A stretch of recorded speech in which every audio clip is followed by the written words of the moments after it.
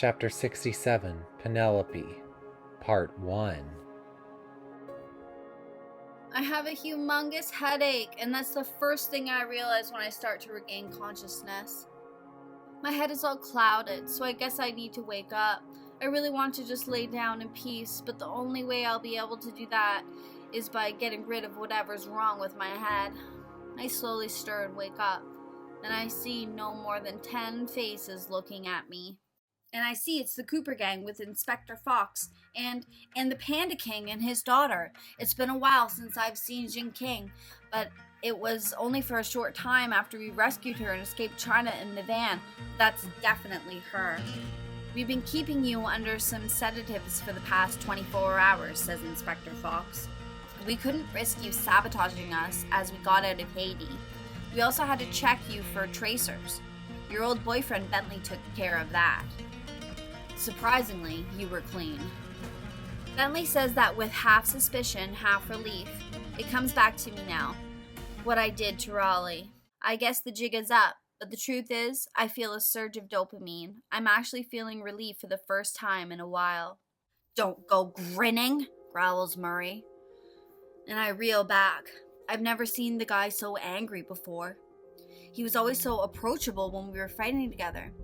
What did you do to my master? I turn to the walrus. Now that I see him clearly, I can think without being cautious for my head. He's familiar somehow. One way or another, I know he's part of the gang. Were you able to find him? I did. Barely alive. He gestures over to a bed next to me. He has an ice pack laying on him and medication bottles are by the table. And you're lucky it looks like he will make it. Your actions have been most disturbing if I must be blunt, says the Panda King. I never figured someone as noble as you would go for that. I rub my head, half because I know what it means and half because it still really hurts. I definitely owe an explanation. And it better be good, says Bentley and Murray both. I sigh. But I can't say if I were in their shoes I'd be doing anything differently. I can't believe you would go this far, says Bentley before I can start.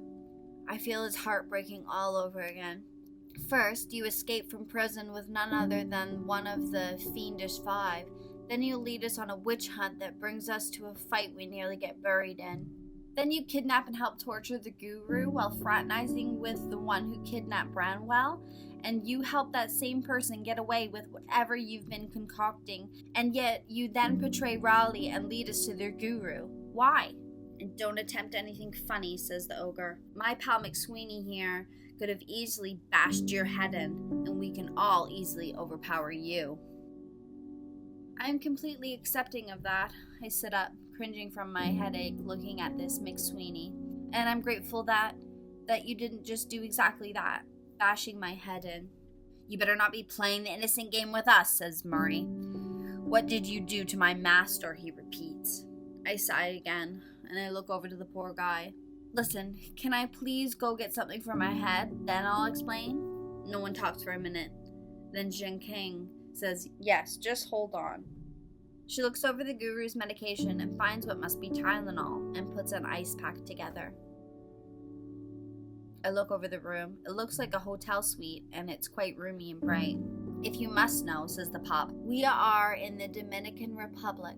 We hid you away as we escaped from Haiti, now in complete disarray, thanks to the Shadow Order. And your actions spooked the Panda King so much, he felt he and his daughter might be in danger, so they're here with us now. I reluctantly take the medication and water. I still appreciate the hospitality, and you have to believe me that I was going to, at some point, come to you guys like this.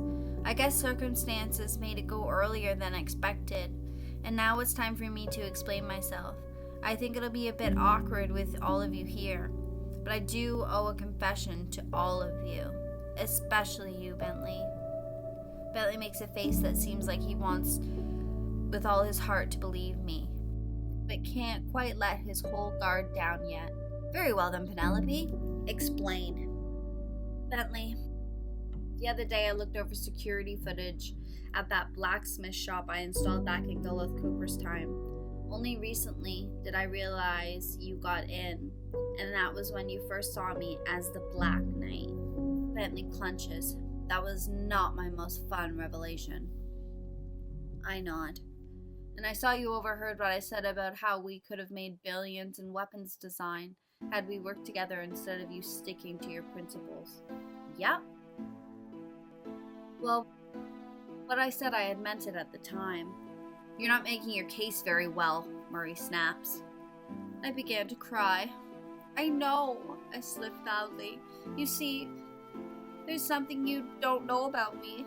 My backstory, before any of you ever met me. I was born with 2 older sisters, Selena and Jeanette. My mother passed when I was a baby, and we were raised by my dad.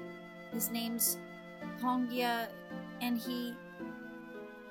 This time the tears came out without me being able to stop them. I'm sorry. I often try really hard to suppress these memories. It's too painful even bringing them up. But I guess here it goes. My father is a black market mechanic. My sisters and I weren't even 10, and he began training us in the line of work. He forced us into highly isolated lifestyle. I won't bore you with too many details, but let's just say he made us promise never talk about our work anywhere and never bring friends over. He flat out told us in a meeting that the only reason he's taking care of us is it was Mom's final wish, and if we messed up in any way, when we helped him smuggle weapons, we'd be out on the street like that. I snapped my fingers. He found us quite useful. No one really expects 3 little sisters with ice cream money to be up to anything nefarious.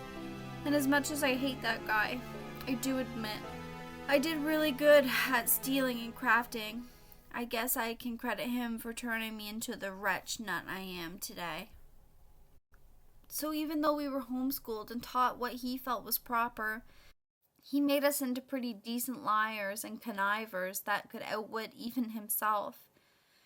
We knew our way around computer firewalls, and he found ways to sneak around. And I made a very decent friend at the local park once. Her name was Evie. I had a pretty fun time with her for a while. Selena and Jeanette knew about her, but never told my dad. Oftentimes, the trick was we'd be sent out to do missions, and then we'd say we require more time than we really did. Then we'd have a chance to take some of the money and do our own thing for a while. It was great. We were free and making a secret living. Then it all changed. One time when I was over at Evie's, we were watching television and found out someone shot up the store of her cousins, and the police found out it was from a smuggled weapon. I was 13 and had matured a fair bit, but Evie was not habituated to this world and was traumatized. She became adamant that the neighborhood wasn't safe and that nowhere was truly that way. I didn't tell my dad about Evie, but for weeks after that, I thought about the weapons smuggling business I was in. And so I decided to tell him one day I just didn't want to spend a living making weapons. I still wanted to do something with the skills he taught me. I assured him of that, but for him, it just wasn't good enough, and he beat me up. Selena and Jeanette were able to stop him, but only for a short little while.